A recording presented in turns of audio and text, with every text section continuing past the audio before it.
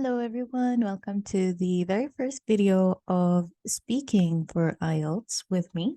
My name is Fatma, and I teach IELTS for people who are preferring to migrate abroad or are planning to join college and require IELTS as their prerequisite. So, throughout our short podcast today, we'll be taking a look at some of the potential questions that you would get in an IELTS speaking test, all sourced from the internet for preparation purposes and also to help you to gain confidence in case you encounter such a question. So usually the IELTS exam is the speaking exam specifically comprises of three parts, and for each part there is a certain way on how you will be answering your IELTS test questions. So we'll just walk through that first before we proceed on to take a look at what could be some of my responses in case I was attempting or going for the IELTS exam. So usually the three parts will be done in about 11 to 14 minutes, depending upon how satisfied the examiner is with your responses. And it's divided into three parts. So we have part 1, part 2, and part 3. Before they really launch a lot of questions towards you, they will ask you to state your name and provide your identification.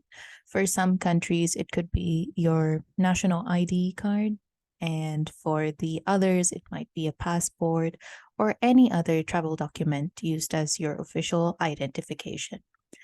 So once they have confirmed that, we move into part 1 of your speaking. And in part 1, they're going to be really icebreaker questions. They want to know, what is your hometown? If you're a student, they're going to ask you, what are you studying? Do you like your subjects? And the likes. If you are working, they'll ask you questions related to your workplace, just to get the feel of who you are and also to make you feel a little less nervous. Of course, it wouldn't be easy to not feel nervous, especially if you're not somebody who is confident and can speak uninterrupted for longer periods of time. So this kind of eases your nerves a little bit. It calms you down and shows that you have the leverage, you have the upper hand, so that when you move forward with your speaking, you wouldn't be fumbling with your responses. So once we have completed part 1, we go on to part 2, which is like the deal maker or deal breaker, as they call it. And in part 2, you have to speak on a particular topic uninterrupted for 2 minutes. So since it's going to be a monologue, you will be given about 1 minute, 60 seconds to decide what you're going to talk about and what not to talk about. So in this, it's really important when you get that 60 seconds and when you're looking at your question to be 100% certain on what exactly will you be talking about. Because if you really don't know and you're just staring blankly at the question, there is a high chance that, you wouldn't really be able to perform the best in part 2.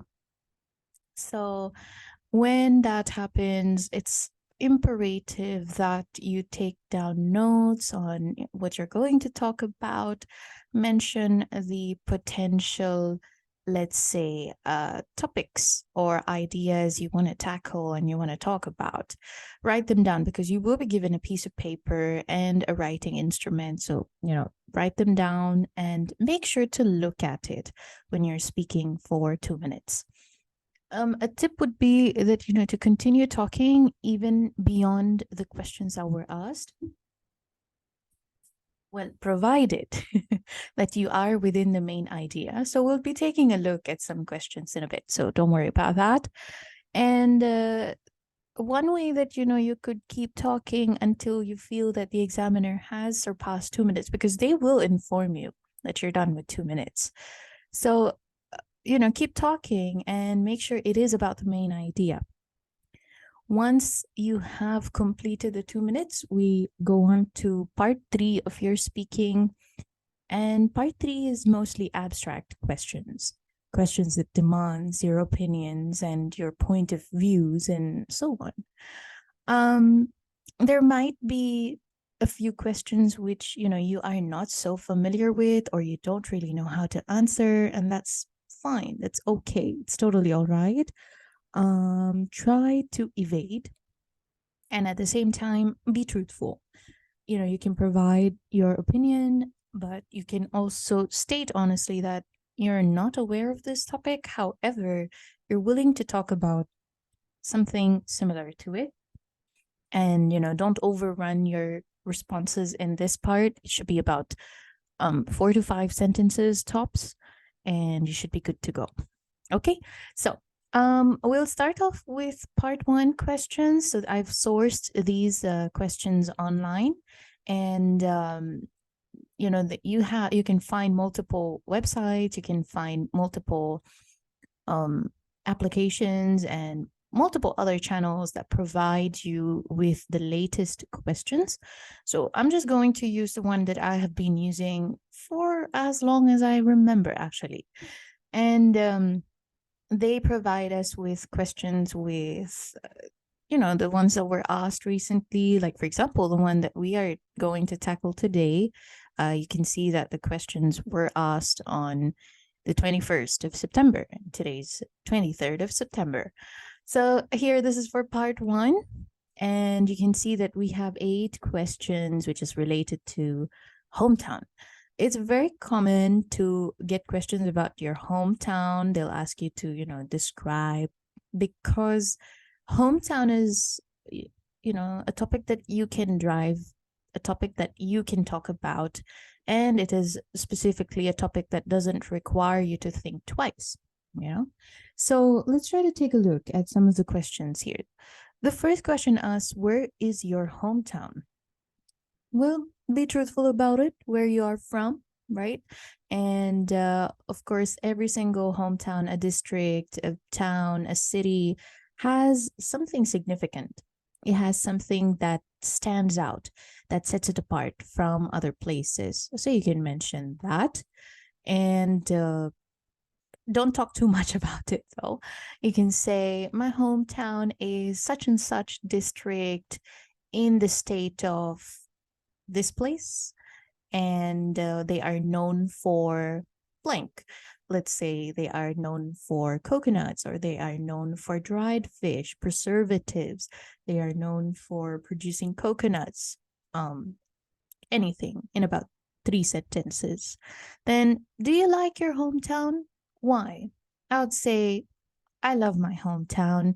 As someone who was born and raised there, and I've seen how the town flourished, developed over time, I would say it is definitely my comfort zone. And the next question asks, how long have you been living in your hometown? Now, this could be a tricky question for people who, are expats, or they're living abroad and they are planning to move to another country in search of better job, better opportunities, and so on. In such a scenario, it's okay. You can talk about the place where you're currently living. Yeah, you can say that, oh, I've been living in this place for almost 4 years, ever since I started working in this country. And in the 4 years, it has primarily remained the same, has looked the same if, there aren't any major developments. But if there are any, you can mention maybe 1 or 2 of those. The next question asks, do you believe it is a proper place to grow up? Why or why not? This is again open to debate, open to discussion. If you think that it is, or if you believe it is a good place for children to grow up in, to have, for parents, it is considered as a safe zone for their children, you can mention that. If not, then mention why you don't think so, okay? For example, I would say, I do not think that this place is a good area to raise children because the absence, or you can say the lack of amenities and services here, especially uh, public places like parks, gardens, libraries, and so on. How could your hometown be improved? Well, there's always something that we're complaining about about our hometown. And it also depends on how you would be, talking about it. If you were to ask me, what is something that I want my hometown to have improved, I would definitely say parking spaces. Given how we all lead a very fast paced lifestyle and we tend to have our own vehicles going to work, commuting for our grocery purposes, we tend to realize and we tend to notice that we do not have a lot of parking area. And even if we do have them, they seem insufficient. So maybe raising or improving parking space, or you can even talk about, let's say, drainage, sanitation. Think of all the problems that you could see around you. If you're somebody who's working and living in a country abroad, then you tend to have a lot of problems, like let's say there's a lack of public areas like parks and gardens. But if you're living in a crowded area, then of course parking is going to be a major issue. We wouldn't have public transportation. Commuting could be one of the main problems that you can talk about, among other things. The next question asks, has your hometown changed much since you were a child? Well, this is a no brainer. Almost every single part of this world has undergone massive transformation in the course of 10, 15, 20 years. And when we talk about hometowns changing, one main thing that you can talk about would be modernization. You know, 20 years ago, we didn't really have a lot of stores that sold export quality products. We didn't find a lot of foreign products in the market, but now they are increasingly becoming popular. They're available in multiple areas. So you can say modernization. You can also throw in the word globalization, will be very helpful. And other than that, you can say that the houses, in terms of modernization, you can say houses have modernized. They're beginning to embrace modern designs and Western architecture compared to, indigenous, our local architectural styles. The next question asks, is there good public transportation in your hometown? Um, it depends again. If you are from a widely accessible place, then you can say we do not really have any concerns with um, public transport. They are available within accessibility range and so on. However, if you're someone that comes from provinces or from remote towns and remote areas where the government hasn't really exclusively provided public transportation, then you can mention that as well. People who live by the mountains or the valleys, or you live deep into the particular area, where roads aren't really developed. So there is no proper provision for public buses, trams, and so on to uh, make through. So you can mention that. Then the next one, will you be moving away from your hometown? It might be a paradox for people not living in their hometown. Uh, at that time, you can mention that you can be honest, you can be truthful, and you can say that even though I'm working abroad, I will definitely eventually go back to my hometown because that is my safe zone. But if you want to go into the other path, if you want to change the trajectory of your response, you can say that although it will be difficult to move away from home, if it means that I can provide better for my family in terms of lifestyle, in terms of financial security, then definitely I will consider moving out of my hometown. Okay, so these are some questions that you can get for part one. And part one usually shouldn't be too overwhelming. It shouldn't, break all the barriers that you have. It should rather help you settle. It should help you feel like you are in control of your whole speaking assessment. A few misconceptions that we have about the IELTS speaking is that when you sit down for an exam, the person who is in front of you will be the one to evaluate and judge your responses. I would beg to differ, because the person who is in front of you is only required to ask you just the questions that he or she could see on their clipboard. And by default, they are required to have no emotion on their face, because that might give you false hope, if you're doing well or if you're doing otherwise.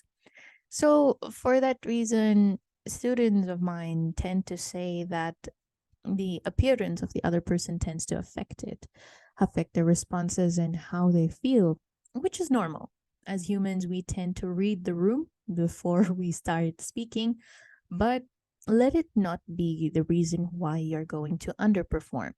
Okay, for this, you will have to try your best to converse and communicate in English weeks before you begin your examination, especially if you're not somebody who uses English as their primary language for communication purposes. Start using it. Even if you're sitting alone at home, you'll have to use it. You'll have to learn to use it at least until the exam of yours is done, because this helps you to gain confidence, and it also feels less awkward using the language to answer certain questions. Okay, so these were some part one questions about hometown. We have plenty of other questions that they, usually talk about in part one, but I think I'll try to talk about, and I'll try to go over one question type of each part, so that you'll cop a feel of what you can do, potentially what you should do and should not do. We'll further now move on to a part two question. And let's take a look at what it could look like. Okay. And let's also try to find a few keywords. Let's try to take note of some do's and don'ts, right? When you will do such a question. So we're still on the 21st September question range. We don't know which country it was asked from, where it was asked from, okay? But we'll try to answer this in case you might get this question. So the question that we will take a look at tonight is this for part two, and it's asking you to describe a bad service you received in a restaurant or shop. Okay, so a few things that you should be saying would be when and where it happened, what happened, how you dealt with it, and explain how you felt about the experience. Okay. All right, so from the first question, which is describe a bad service you received in a restaurant or shop, first things first, you got to decide. Are you going to talk about a hotel, or are you going to talk about a boutique? Okay, don't talk about both, because our operative word there is restaurant or shop. So let's say we're going to be talking about a restaurant. Okay, I'll go the easy way out, because restaurants, it's very easy to think about potentially what could go wrong and what could lead to a bad service. For example, number one, maybe we'll say the hosts weren't hospitable enough, or they were quite rude with their attendance and with the way how they dealt with you. Or let's say that you had exceptionally long waiting hours, or you had to wait too long before your food was served to you, or you had to wait too long despite making an early reservation. So you're gonna have to choose any one of them. And for me, I think I'll go with. Hmm. Okay, let's say I'll go with talking about um yeah, inhospitable serve staff or wait staff. That's what I'll talk about. When and where it happened. Hmm. Let's say, you can always go creative if you want to, or you can talk about a true honest to life or true to life experience. But if you don't have either of those, it's completely all right to fabricate. You can make up one scenario in your mind and you can talk about that particular scenario. What happened? So here, we're going to briefly explain what went wrong, what is it that we're going to talk about, and why would we categorize the service that was rendered as a bad one. How you dealt with it, what was, our course of action and what did we do?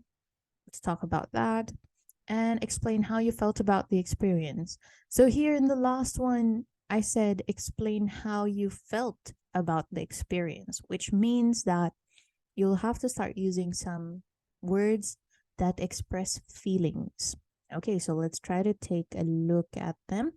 Okay, usually when you get about 1 minute, write down, the words, write down concepts, and especially if you're talking about a place like a restaurant, isn't it? We're going to talk about a restaurant. So make sure you also mention the name of the restaurant. It's not like you're going to badmouth this place because, they're not really going to use it for commercial purposes. It's just about how you're going to use your language to communicate and express yourself. Okay. So, hmm.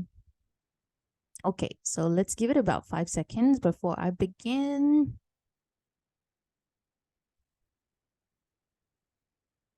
All right, let's begin.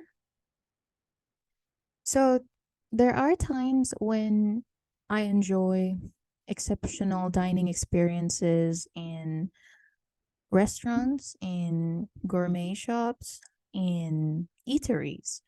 But there was this one particular restaurant that I regret going to because of poor hospitality standards. I would like to talk about um, a restaurant that I visited about 2 weeks ago, and it's called as Finnies or Spinnies. This particular place looked so ambient and it looked so welcoming and warm on the outside, and that is why I decided to visit this place with my brother because we love to explore new places and we love experiencing new cuisine whenever we can. So 2 weeks ago, we decided we would visit Spinneys and we'd like to explore what their dining experience was going to be like. And when we visited there, we were shocked because the um, the waitress, she wasn't really welcoming. She really had this tired expression on her face, and that kind of depressed us and demotivated us into going further with our experience. However, we had made a reservation for this, so we couldn't cancel it since they also required us to pay upfront before, confirming the reservation. And I think it was because they were overworked or perhaps they were understaffed that day. But the sour behavior of our waitress really reflected in how we were treated throughout the dining experience. It didn't really help us with liking the place as we had once thought. And, here we tend to get back to the quote, do not judge a book by its cover. And they weren't really helpful. They weren't really friendly. We asked them about recommendations or what are their preferences. And, they were so indifferent with how they managed and how they navigated throughout our ordering experience. We didn't really get any kind of suggestions, or nor were we asked about our food allergies, which again is a red flag. And once we ordered what we would like to try from their menu, the food arrived, and all that we did, my brother and I, was we ate it in silence. We took a few pictures because, we live in the social media era. And once we finished, we, paid our bills, we paid our dues, we paid a friendly tip, I would say, and we left the place. We didn't really want to create a fuss out of it, so we just were blessed by the food. So we ate the food, we thanked the food that was gracing our tables, and we just left. Honestly, the whole experience was supposed to be lighthearted. It was supposed to be something that would conjure part of our memories, but honestly, it didn't. And sadly, I was so dejected because it was also coinciding with my brother's birthday. So we didn't really expect it to turn this bad early on. But however, to each their own. Perhaps they had their reasons why it was served subpar that day. But maybe in the future we would consider visiting them to, have a change in our judgment. So there you have it. That was about 2 minutes. I think I've overrun 2 minutes, but you kind of get an idea, right, on what you should be doing and what you should include. So a few things that you could note is that first things first, you have to be very logical, and it should also be in the chronological order. So when we say chronological order, we're not talking about how you would just jump to the last part where you're saying that it didn't really matter, or it didn't really um, suit your or meet your expectations, number one. But what I did, in fact, was I gave a little bit of preface of why or how did we choose this place and why did we decide to go there before we jumped into talking about the service and so on. Okay, so that is what you're required to do. Go with it very systematically. And one tip that I would give, and that I usually follow when I am doing part two, or when I ask my students to do part two, is that try to imagine or try to walk yourself through that day, that episode, and tell me what happened when, as it happened, without jumbling and without mixing them up. Okay, so that's what you should do also. It doesn't come overnight. Think about it. Think about potential vocabulary that you could use when you're talking about a certain place and so on. And then you can proceed on to laying it out. You're also allowed to use idiomatic expressions. So I use "don't judge a book by its cover." It's an idiomatic it isn't. It's actually a quote which people use often while speaking. And this is one that you are allowed to use in your IELTS exams. Okay. Remember to use idiomatic expressions because this indicates that you are an expert user, and at the same time, you use English at a higher range. Okay. Now, we'll go on to part three, and let's take a look at certain questions that could potentially arise in part three. And let's also figure out what could be some of my prospective responses. So for part three, it asks, when do students in your country start to learn foreign languages? Okay. My take on this: students often begin learning a second or third language by the time they are in grade 3, not earlier than that, because children who are younger than those in grade 3 tend to have a short attention span, thereby not resulting or not being efficient to learn earlier than that. What qualities should a language teacher have? Um, they should be flexible in terms of learning. They should be imaginative and innovative and creative, because if they lack such qualities, if they lack such traits, children might tend to, or learners might tend to steer clear of learning that language purely due to the lack of enthusiasm projected by their teachers. Do you have any techniques for learning languages? My personal preference would be to watch some sort of media in that particular language with subtitles on. For example, these days I'm trying to learn Korean, so I invest my time watching Korean content with English subtitles. This kind of makes me feel like I am listening to them on a daily basis. And while I listen on a daily basis, I pick up certain words that will be helpful, and also begin building my vocabulary in that language indirectly. Do you think it is faster for children to learn languages than adults? Absolutely. I think kids have a greater grasping capacity, and they have their learning bar is much more faster and projective compared to adults, because us adults have tend to have a lot of things on our minds, and of course we're working, so our attention is divided among multiple things.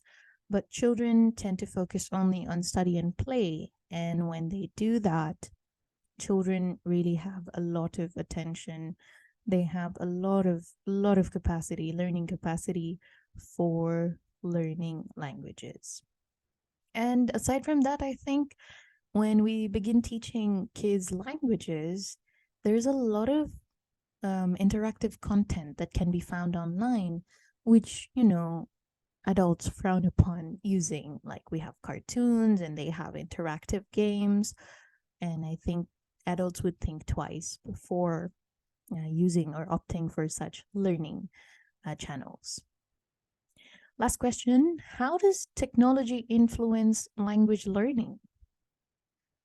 Well, since we live in a digital era, a very fast paced era, if you will, globalization is one of the reasons why technology is so widespread and advanced. And because of technology, we're exposed to a lot of new content.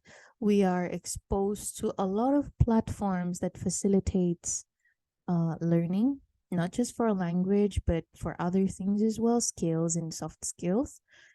And I think because of technology, it's become easier compared to ordinary, or let's say our old fashioned learning, which is by pen and paper.